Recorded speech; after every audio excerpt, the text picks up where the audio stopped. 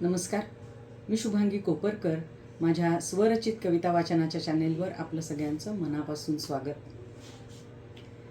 नवीन आठवडा, नवीन वृत्त, नवीन कविता अशी मजा, असा आनंद आपण सगळेजण या चॅनेलवर घेत आहात. आज एक असा विचार व्यक्त करावासा वाटतोय की दिवस आणि रात्र आणि त्याचे अनेक प्रहर आपण सतत अनुभवत असतो. रोज दिवस होतो, संध्याकाळ होते, रात्र होते, पुन्हा दिवस होतो आणि ह्या प्रत्येक प्रहराचा अनुभव वेगळा असतो. प्रत्येक प्रहरातून मनाला जाणवणाऱ्या गोष्टी, मनात निर्माण होणाऱ्या भावना ह्या पण काही वेगळ्या असतात आणि त्याला पण एक काहीतरी वैशिष्ट्य असतं. आणि म्हणून तर संगीतात सुद्धा प्रत्येक प्रहराचे असे राग रचले गेलेले आहे, ज्याच्यातून त्या भावना एक प्रकारे व्यक्त होतात त्या त्या प्रहराच्या. मग असंच कवींचं मनसुद्धा तितकंच संवेदनशील असतं आणि त्या त्या प्रहरातून त्यांच्याही मनात काही वेगळ्या भावना निर्माण होतात. तर अशीच या प्रहरांमधून मला काय जाणवतं त्याची कविता आज सादर करते. अक्षरगण वृत्त आहे, अनुराग. खूप सुंदर लय असलेलं वृत्त आहे. थोड्याशा मोठ्या ओळी आहेत, प्रत्येक ओळीमध्ये 16 अक्षरं असलेल्या. आणि लगावली कशी आहे बघा. लल गाल गाल गागा, लल गाल गाल गागा. छान लय असलेलं वृत्त आहे, अनुराग.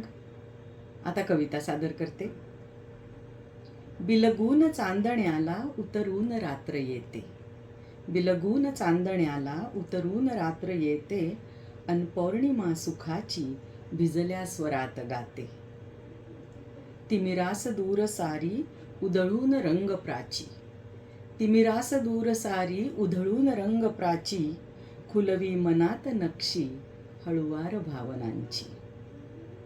चमके उन्हात जेव्हा दव पाकळ्यात ओले, चमके उन्हात जेव्हा दव पाकळ्यात ओले, उजळून स्वप्न येई लपवून ठेवलेले. रवी तापतो दुपारी पसरून तेज त्याचे, रवी तापतो दुपारी पसरून तेज त्याचे, मिळते अखंड ऊर्जा अनभान सावलीचे.